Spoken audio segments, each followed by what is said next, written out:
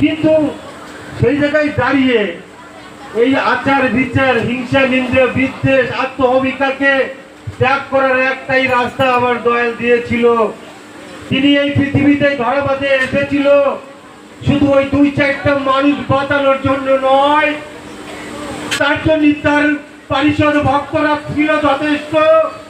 আর তিনি আজকে করে দিয়ে গেছেন একটা মৃত জাতিকে জীবন দান করে দিয়ে আজকে আমরা সমাজের বুকে পূর্ণ প্রতিষ্ঠা পেয়েছি। দয়ালের নামে একটা হুলুধ্বনি জয়ধ্বনি হয়ে যায়।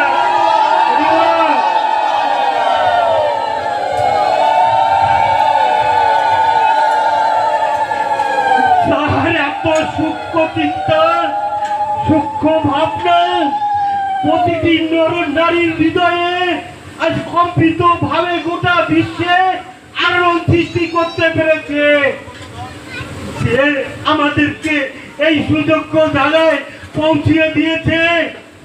এই বুকে হাত দিয়ে তো বলুন তো প্রকৃত আমরা তাকে কি দিতে পেরেছি? মাতা পিতা গাছের গোড়া, হরি গাছের ফল, ওই গোড়া রেখে যদি কেউ আগায় ঢালে জল, হবে না কোনো সম্বল। মাতা পিতা আসল ভগবান, সেই দর্শন তিনি আমাদেরকে দিয়েছে।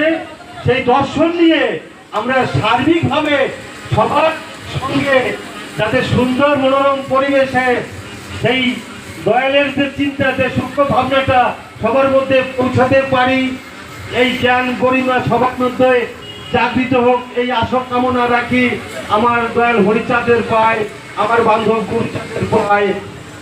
বাস্তবে একটা লীলা না বললে নয়, তাই বলবো, সময় দেয়নি, ভাষা তত্ত্ব তো জানা নেই, তার দেওয়া শক্তি তিনি জানেন কি বলবেন, তার কি পাই সম্ভব। তাই বিচরণ পাগলের স্ত্রী মারা যায়,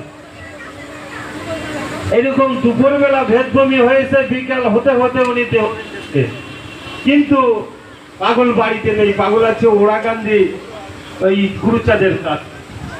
সকালবেলা ভোর হয়ে গেছে, এখন বাড়িতে আশপাশের গ্রামের লোকজন এসে ভরে গেছে যে পাগলিমা মারা গেছে, চলো যাই, আমাদের যেতে হবে। কিন্তু এখন পাগল বাড়ি নেই, তো পাগলিমাকে কি দাহন করা সম্ভব? তাই পাগল কোথায় আছে? পাগলের সবসময় ঠিকানা ছিল শুধু গুরুচাঁদ। গুরুচাঁদের এই নৌকার বাচ্চা সর্বগণের চৌকি, জীবন যৌবন ওই গুরুচাঁদের চরণে আত্মসমর্পণ, এই হচ্ছে বিচরণ। কিন্তু গ্রামের লোক